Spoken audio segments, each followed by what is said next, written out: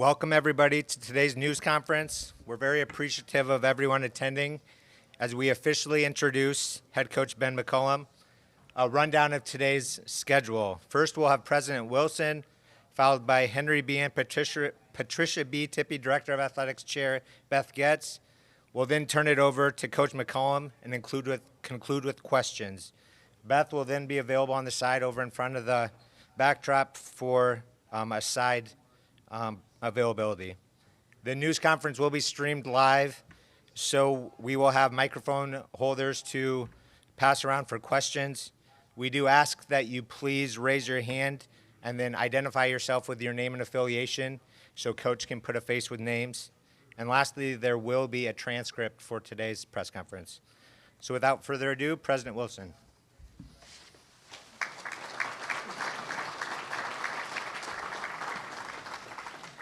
Thanks, everyone, and thanks to athletics for the little step up. I'm always appreciative of the height adjustments that I need. This is an exciting day for the University of Iowa. We are so thrilled to be welcoming Ben and Michelle and their children. I don't know if we call them children still, young adults and children. Just a great, great moment for us. I've talked with Ben, I've talked with Michelle. They're excited about joining the Hawkeye family. They are bringing with them some great attributes that are so consistent with what we care about here at the University of Iowa. Laser focused on the student athlete and the success of their academic pursuits.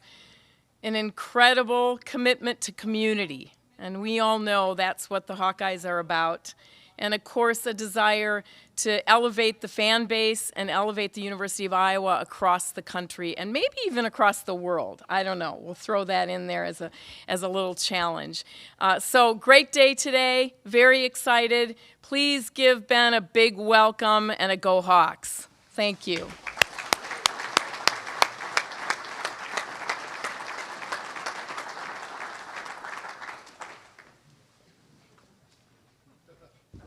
You don't think I need that? No.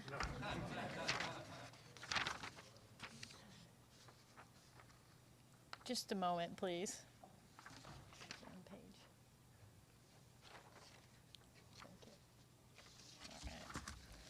Well, thank you, President Wilson. We are so grateful for your continued leadership, support of our students, and your engagement in this process that ensured we find the right leader for the Hawkeyes. I also have to share my gratitude with the team that worked alongside me in this process. They are absolutely the best. It is truly a special day for Hawkeye men's basketball and the start of a new opportunity to build on tradition, inspire success, and ignite the passion of the loyal black and gold.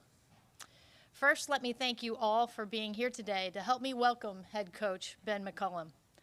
I want to first recognize Ben's family, his wife Michelle, their kids Peyton, Tatum, and Grace, and his mom Mary. We are thrilled to have your family be a part of ours.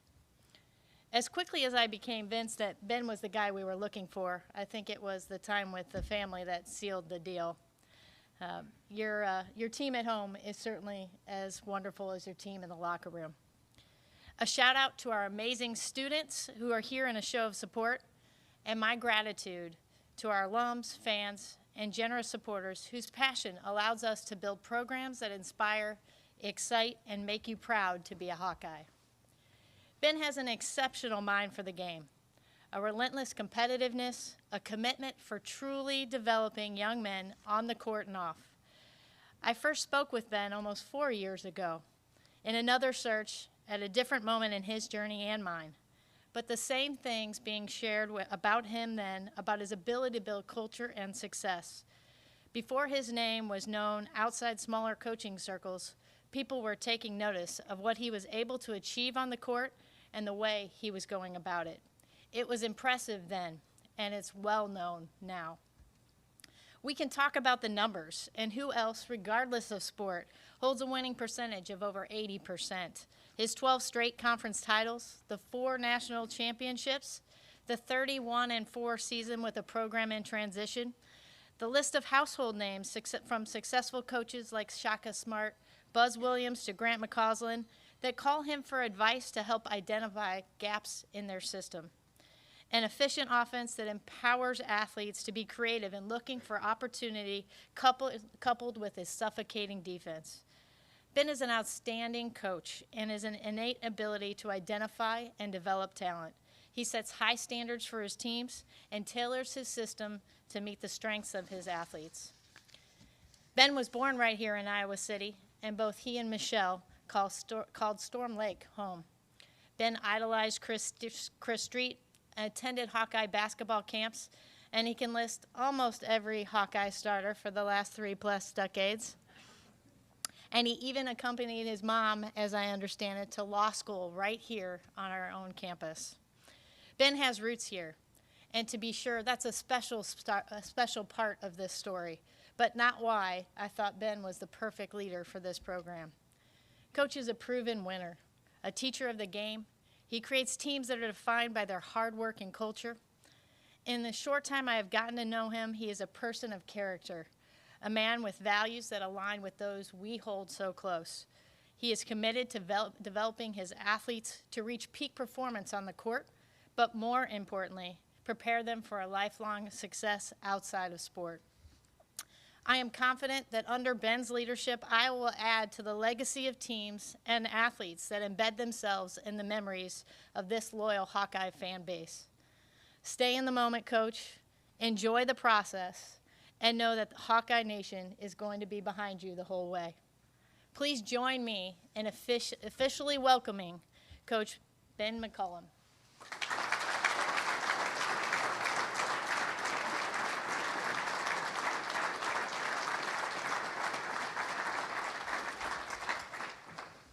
Awesome. Love the ties. Those look great. Wear those for games? Good. Hey, thanks a lot, first off, for everybody attending. Thanks to the Hawks Nest for the cheers out there. We taught them, hey, it's not just, we can't just clap. We got to stand up. We got to get it lit. So we got to make sure we do that at games in Carver. First off, I want to thank Beth and giving me opportunity to come home to the University of Iowa.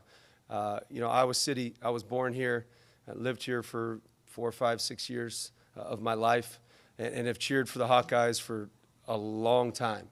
And now I get to be a part of their success, and I couldn't be more excited. My family's excited, and we want to bring this back to the championship culture that we think we can build here at the University of Iowa. I also want to thank President Wilson. I was fortunate to kind of meet her via Zoom for a split second, and she happened to turn the camera around, and she had a bunch of fishing poles. So her husband's a fisherman, so hopefully he'll take me fishing. But I certainly appreciate her allowing Beth to come out and hire the coach that she wanted, and be patient with that process as well. My family, my wife, a long time ago I got into this profession. I actually went to school to get a finance degree, and was supposed to go to Kansas City to work with my wife, and at the time we were engaged. And I can remember I had a semester left, and she had moved to Kansas City to be with me. And I called her it was probably about a month into that first semester, well, the last semester of school. And I said, man, I don't know if I want to go into the financial world. I think I want to be a coach. Oh, really? She said, so you're not moving to Kansas City right now? I said, nah, I think I want to coach. She goes, okay, well, as long as it's your passion. And so I spent 2 more years as graduate assistant, but she stuck with me through all that, and, look where we're at now. And she's been a big part of that. My 3 kids, obviously, Peyton, Tate, and Grace, this has been a long journey. Coaching is a very difficult profession, and it's very difficult on your families, but it's very rewarding on top of it. And they've stuck with it. Obviously, a second move in a year, and I couldn't appreciate them more. So thank you to my family. Specific to the past schools that I had, Drake University, obviously I came from there. Brian Harden gave me my first chance at Division I, and I'm forever grateful to Drake and everything that they've done, the fans, the support. Felt like we poured our heart into that place. Northwest Missouri State gave me my start. Dr. Bob Borichter and all the people there that really supported everything in our journey. So thankful for them as well. Also, to the people of the past that have grown the program, I grew up in the Tom Davis days when they used to press, get up and down. You saw Chris Street on the ball, flying around. They'd get steals, and I can rattle off half their team's names, and go into Hawkeye camps. You know, there's a lot of great coaches that have helped grow this. Lute Olson, Tom Davis, obviously George Raveling, and Fran on top of that. And so I certainly appreciate everything they've done for the University of Iowa. And hopefully it's in good hands right now, and we can kind of bring championships to the University of Iowa and Hawkeye Nation. So to the past players, you're who I idolized. I mean, that's who I watched growing up. It was the past players for the University of Iowa. All the way back from B.J. Armstrong, I could rattle off. I'm just like Wade Looking, Bill Val Barnes, Montier Glasper. These are just the random names. A.C. Earl, obviously Chris Street. And so, I can just rattle off a bunch of them, and obviously the ones that just came. I always dreamed of playing for the Hawkeyes, and I just wasn't good enough, so I didn't get to play for them. But now I get to coach them and hopefully bring success here. How are our teams going to look? I was just talking to, I think I was talking to Beth, and I recall, and it's vivid in my mind, and most of you have seen it. I grew up seeing it. And have you ever seen Chris Street play? Like, just with the intensity, the energy, the effort, the enthusiasm, the joy, the servant mentality, the toughness, everything that Iowa stands for is what our team is going to look like. From an X's and O's standpoint, obviously I think we'll be good there too. But most importantly, when you watch our team and we go on the road in the Big Ten, or we go on the road to other games, I want you to be proud of how our kids act, how they compete, how they love each other, how they serve each other. That, to me, has still and will remain the most important thing. My objective is to make better husbands, better fathers, better citizens, and that's what I'll do here at the University of Iowa through the game of basketball, and try to make the state of Iowa proud. In taking this job, I've always felt like you needed to take a job that you can win championships and compete for them on a consistent level. Beth Getz has given me that opportunity and given resources to make sure that we can do just that. And that's our goal, is to get Carver Hawkeye filled back up, to create an environment where other fans want to come, and to be the best venue in the state of Iowa. And we're going to fight for that. We're going to compete for that. We've done that at other schools, and hopefully we can do that here. We do need everyone else. So when we walk in and we see the Hawk's Nest, I appreciate everyone that came. We want even more, and we want it louder, and we want you to be a part of building this thing. Just myself, just a few players, just a few coaches, that's not what it takes. It takes everybody in here. It takes everybody in Iowa City. It takes everybody in the state of Iowa. And we want you to be a part of that build. And we want to fight for that every single day. And we want to see you out supporting. One thing we can start with, I don't see a ton of the players, is see if we can get Price, Cooper, Josh, see if we can get them some support as well. Maybe just like text them or tweet them or anything like that, and get them excited about coming back to University of Iowa and making this thing grow. That would be good support to start. We want to create that home court advantage, which is something that we've done before. We want to do that here and create a level of excitement for everybody at Iowa, and get it to what I remember when I walked into Carver, and again, loud, full crowds, and get it to that point. Again, I'm blessed, man. I appreciate everything. I appreciate the people that taken a risk on me. I'm thankful for that every single day. I'll make sure to not take this for granted. I'm going to fight for Iowa, and we're going to get this thing going again.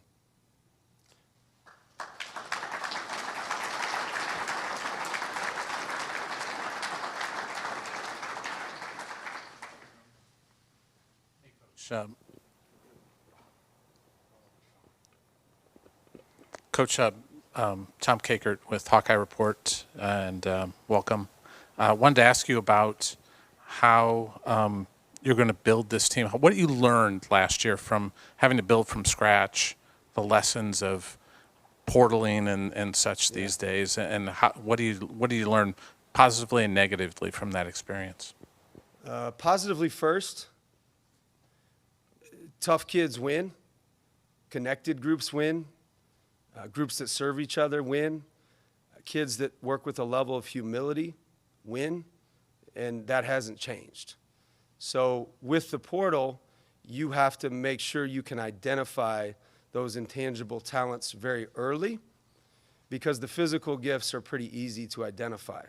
But as you see throughout the portal, some of the teams that may spend the most money or on paper may have the most talent don't necessarily win because they're not a connected group. So for us, what I've learned from Drake is that don't overthink just because somebody's getting a lot of money here that he's a better fit for what you do. And so we continue to trust our own eyes at Drake, took people that we thought could really help build and sustain a culture so that we can continue success into the future. Here at Iowa, same concept. I think it's obviously at a higher level.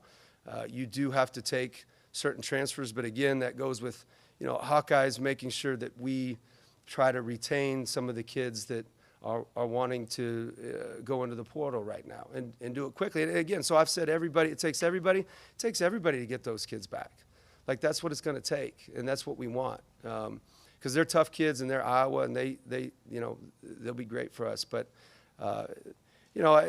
it's the same thing that I learned at Northwest Missouri State. You can't complicate winning. Like, it is what it is. It's the same thing. Kids that serve each other and love each other. Hi, Scott Docterman with The Athletic. Ben, I wanted to ask you about how Steve Tapmeyer shaped you as a coach and your coaching philosophy and what you took away from him when you played for him at Northwest Missouri State, and maybe what you learned about leadership from Mel Churchma when you worked under him when he was the athletic director and football coach at Northwest Missouri State. Yeah, a lot of people don't know those names here, but those are D2 legends right there. Coach Tapmeyer, I played for him. It was funny. I played for a guy at Nyack, and I should have mentioned him his name. He's one of the only players to ever play in a Final Four with two different teams. Does anybody know the answer to that? Yeah, Special K, Steve Craftsison. So I played for him at junior college. Awesome coach. Went to Northwest Missouri State. This is answer your question, Steve Tapmeyer. And I always was like second and third place my whole career. Couldn't get to first. And I'm like, man, I'm close. I just couldn't get over that hump. I walked into one of their weight sessions and conditioning sessions, and I'm looking around, and I'm like, this is first place. This is what it feels like. And he taught me the shocking difference between first and second. And, second to 10th, it's right there. But first place cultures and first place people are way up here. And he taught me the culture. He taught me how to be ready every single day. From an X's and O's standpoint, defensively, he taught me that. And he remains a mentor as well. And, Mel Churchma, he won a lot of national titles in football. And from a leadership perspective, again, short story, but I remember one day he came in and said, man, I'm really having trouble with this. And I had a lot of anxiety about it. And the young coach, and he goes, I don't really worry about it. And I said, you're not really worried about it? Are you crazy? And he said, hey, let me tell you something, Ben.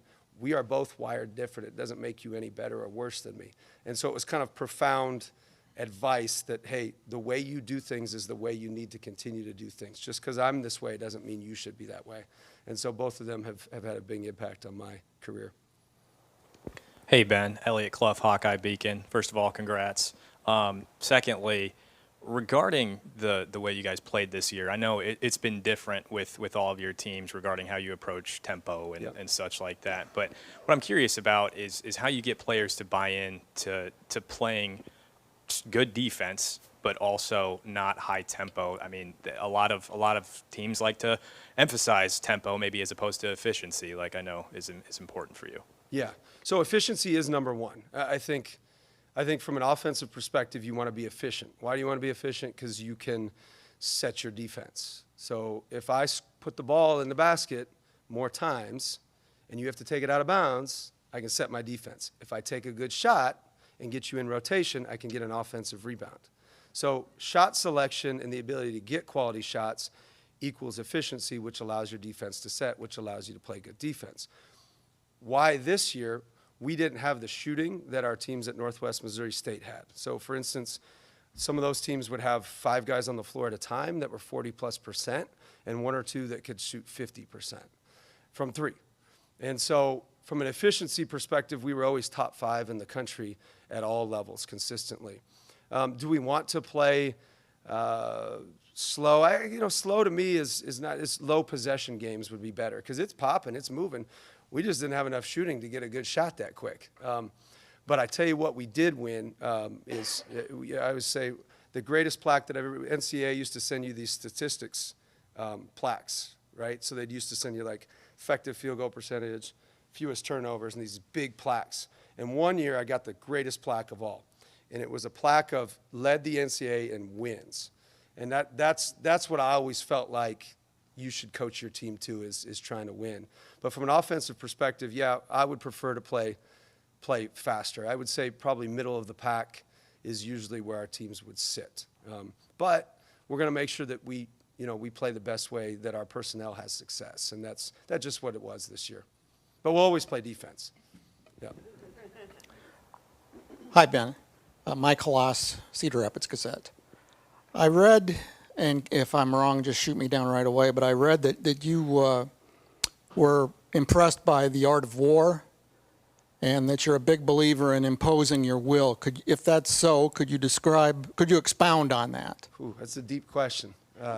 It is. Impose your will is every program that we've had is our motto. So I think our first or second year at Northwest, I had these huge packets. It actually was stolen from a team in the Big Ten, I won't name names, from their football program. And I thought, man, this is like all this cool stuff. And I kind of realized about 2 seasons in that they weren't paying attention to any of it because it was just too much information.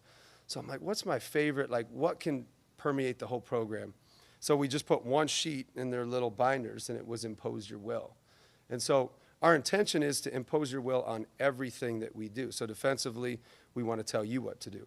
Offensively, we're trying to tell the defense what to do. And so more importantly, though, imposing your will also trends towards like an official's call. So if I get upset with an official making a bad call, right, that call is imposing its will on me. But if I continue to play and move on to the next play, now I'm imposing my will on that call and just continuing to that next play. And so we try to have it permeate our whole program. Everything that is just an attack mentality creates that level of urgency that we need. And in the weight room, impose your will on those weights. In conditioning, impose your will in that. And that's us, kind of that, I don't know if it's not bully mentality because we say bully the bullies, but that's impose your will. The short version. Coach, Corey Brada from the Hawkeye of the Storm. Congratulations on the hire. I want to ask you about scheduling. So obviously first time at a high major program. What is your approach to non-conference scheduling, November tournaments, and then having coached at Drake for a year, is there any interest in resuming the UNI-Drake rivalries? Good question. I would say scheduling-wise, you want to put yourself in the best position, one, to have your team be at their best in March. So if you need that specific team, if they need to play a top-tier team, then you schedule that. If you need to play a bunch of teams that are not quite as good to build confidence, then you do that. So you schedule with that in mind first. The second part of that is you need to schedule to make the NCAA tournament. And so obviously there's the net rankings, and there's a lot of mathematics that go into that. And so obviously your quad fours is you beat a bunch of quad fours by a lot of points.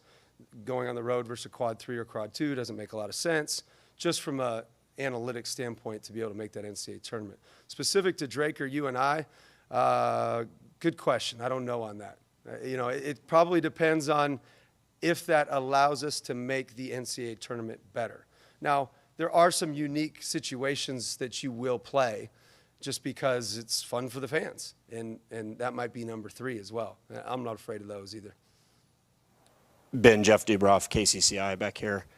You mentioned some of the transfers that are in the portal right now. Curious to know if you've made contact with any of those and what your confidence level is about getting those guys to return to the team. I have.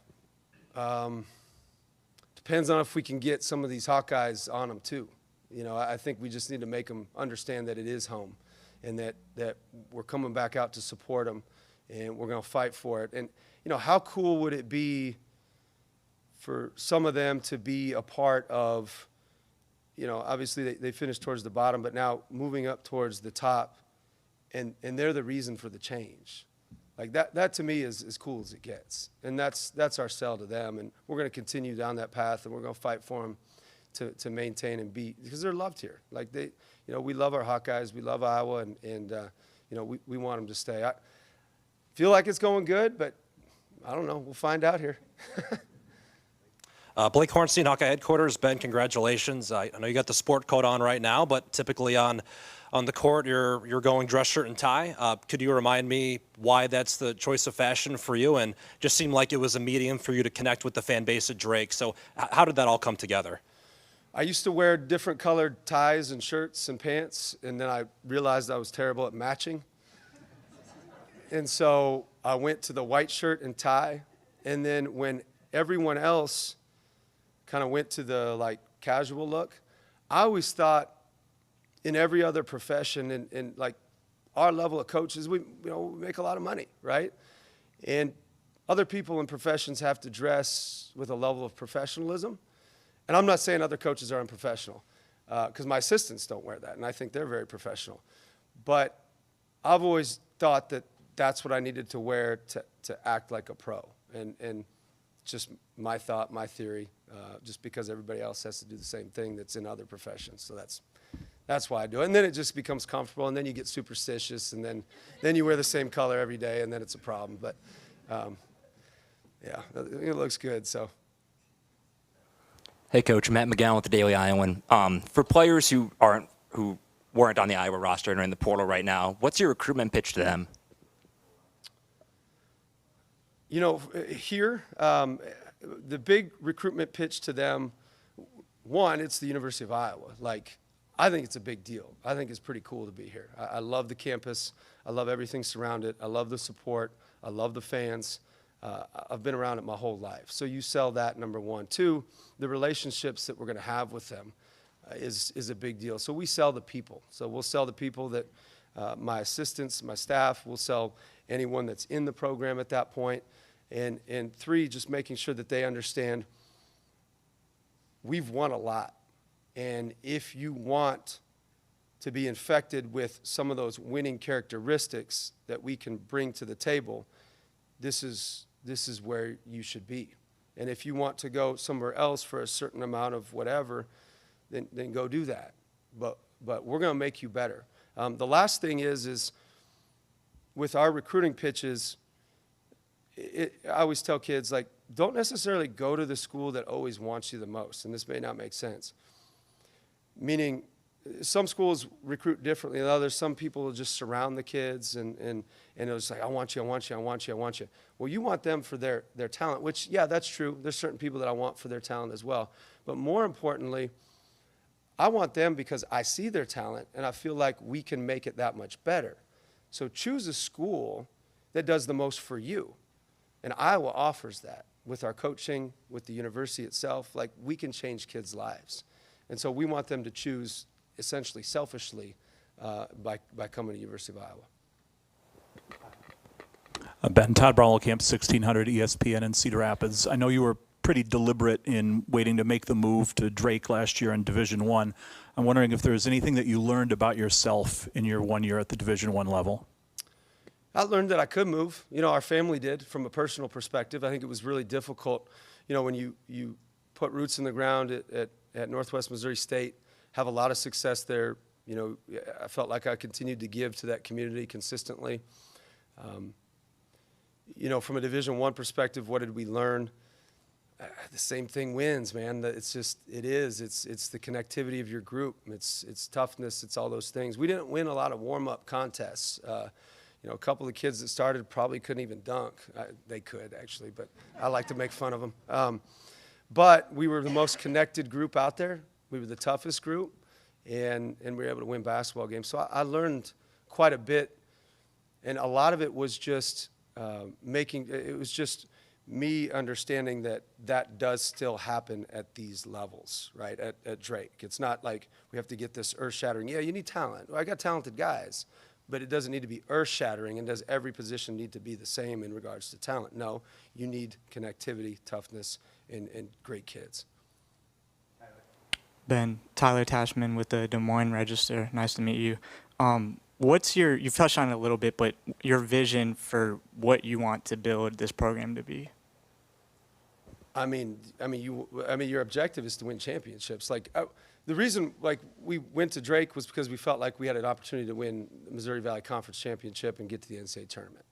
We felt like they were resourced enough to be able to do that, and it was important through the conversations with Beth that she was on the same page as me, and she might have even been on a further page ahead in regards to wanting to bring championships here. And so, you know, that's obviously what we're trying to build. I would like to see a full Carver. Like I would like to see fans out there. I've seen full at other sports. I want to make sure that we put a good product out there so that fans enjoy it, and you know, we show what Iowa is like. So that would be my vision, similar to what we did at Northwest Missouri State for that 15 years, build it into that kind of contender. Ben, Elliott Clough, Hawkeye Beacon, one more time. Regarding your staff, are you planning on bringing guys from Drake and then filling in the gaps, or what are you thinking as far as approaching that? Yeah, we'll bring a few from Drake. A lot of the guys, a couple of them have played for me. I think 3 of them played for me, actually. One of them was my first recruit ever. He wasn't very good, though. He's here, so I want to make sure that he knows that. Still can't play, but he's got great energy. You know, a staff, I always tell people the best way to hire a staff, and Grant McCaslin, one of my good friends, told me this. He said, here's how you hire staff. Find guys that you want to do life with, and usually it's going to work out pretty good. And what that means is just get good people. And, you know, if you surround yourself with enough good people, other people want to join as well. And so we'll get the best of the best people. Obviously, for the Power 4 level, we need to make sure that we have a certain skill set as well, which we'll get. And then, you know, there's your video guy and stuff like that. But we just want great people and guys that we want to do life with. So to answer your question, yes, and then we'll fill in a couple as well. Scott Docterman again with The Athletic. As you mentioned, you want a full Carver, and it's been a while since Carver was consistently full. Is there, obviously bringing in a quality and a good program will bring up the attendance, but is there anything externally that you are thinking about doing or wanting to do in the summer or in the fall to help facilitate that beyond what's going on the court? Yeah, I mean, we're going to connect. Like, our players are going to connect with the students. I need to connect with the students, and our whole program does. And again, though, it's not us uplifting this program, it's the whole university. It's the students helping as well. And it's this community of Iowa City as well. So it's former players. You know, again, like, some of these former players are, like, again, they were my idols growing up. Like, this is, NBA I didn't watch. I watched the Iowa Hawkeyes. Like, those are my guys. And getting them involved too, and just creating this awesome environment like that throughout the summer, and just, you got to be out, man. It's Iowa. Like, you got to shake hands. You got to, when you're in the grocery store and they come up to you, you got to say hi. Like, that's what they say, Iowa nice. It's God's country, as we say. So just do little things like that, and I think it goes a long way. Hello, Coach, over here. Chris Meglia with the Daily Iowan. It was reported that Ben Sturst is going to follow you here. I just want to, and you know a little bit about the Hawkeye culture. I just want you to explain why he fits the Iowa culture and what he could do for this program. Yeah, if that happens, why would those guys fit specific to Bennett? I mean, he's probably, if he's not the best point guard in the country, he's, top 2 or 3. So that's a pretty good fit right there. All the guys that we've had operate with a level of humility, meaning they're able to be coached at a high level. They don't think they're bigger than the program itself. They understand the value of other people, and that allows to have elite amount of success. And obviously they're good basketball players as well, but for him specifically, more important is his level of humility. And And the other guys that I coached at Drake, exact same. Like, just they're humble people that want to serve and want to grow and get better. Coach, how you doing? John Sears, WHO-TV in Des Moines. We've heard other coaches describe you as just like a relentless worker, competitive. Where does that come from, and how is that some way that you would describe yourself as just uber competitive? Yeah, I would say I was probably the kid that had the temper tantrums when I was, in grade school, because when you lose a game, and you wouldn't shake hands and stuff like that. So, no, I find I'm just a fighter. That's what I've always thought. I've always been competitive, and I always want to find a way to be relentless enough to take it a little bit further. I think it probably comes from upbringing, just my mom, my grandparents, my stepdad. Just growing up in that environment, I was never really allowed to be a victim. You would always try to control your own circumstances, and you'd always have to fight. And I learned that, just being around my family, essentially, and how much fight they have. It's interesting. There was one of the Northwest Iowa, and I've told this story before, one of the Northwest Iowa camps, they used to come to Storm Lake, and Jerry Strom used to put them on, and he was the best. But one year, it was my first year that I went, I think it was like 4th or 5th grade, and it was my first camp ever. And the first day, it was like I think it was 4 days, 3 hours a day. And the first day I won the Hawkeye Hustler, which is like the coolest award. It's a little medal, and I still have it to this day, I'm sure. And got through the camp, and I got done. On the Thursday, we ended up getting the awards, and I remember I got the MVP of the award, or the MVP of the camp, and the coach went up to my mom and said, "Man, he reminds me a lot of myself, just from a competitive perspective." And the coach was Bruce Pearl. He was my coach for the camp, and it was a cool story. I never knew it until later in life. It was like, yeah, Bruce Pearl was your coach, and that boy is fiery. And so we work with a level of fire as well, so it'll be fun. Hi, Coach. Scott Rice for KCCI. Over here. Yep. Sorry, a lot of faces back here. Congratulations on getting the job, first off. I know it's been probably a crazy 2 days, day, whatever it has. Could you kind of break down how it all played out, ever since Drake was eliminated into the point where you're standing here in front of us? And also, how long does the plane ride take from Waukee to Iowa City, out of curiosity? It took longer to get to the airport. So it was like 20 minutes, and it was like you get up and then you get down. So it took long enough for my son Tate to lean his chair back and relax. That's about it. So the process went like this. So most years and every year for the last 9, there's been these processes of schools reaching out. And, generally they reach out to an agent, and the agent handles a lot of the stuff, and then you go through it. I've always been the type that really wants to focus on the team that I have. And so I try to set boundaries in regards to that. So I think the first contact might have been before our NCAA tournament, which would have been, the day after the announcement. And I had no idea that was going to happen. And then we had a conversation then, and then we had a conversation on Monday. On Monday, I told Beth, who was phenomenal through this process, and I said, hey, I really need to focus on my team. Like I can't be divided I can't be in decision-making mode while I'm coaching. I have to put as much energy as I can into that. And she respected that as much as any athletic director can respect that. Maybe a text of, hey, good game, good luck, that kind of thing. Simple stuff, but no like, hey, you gonna do this? Hey, do you wanna do this? Hey, trying to negotiate all that stuff with me. On that Sunday, we got back, then it was on.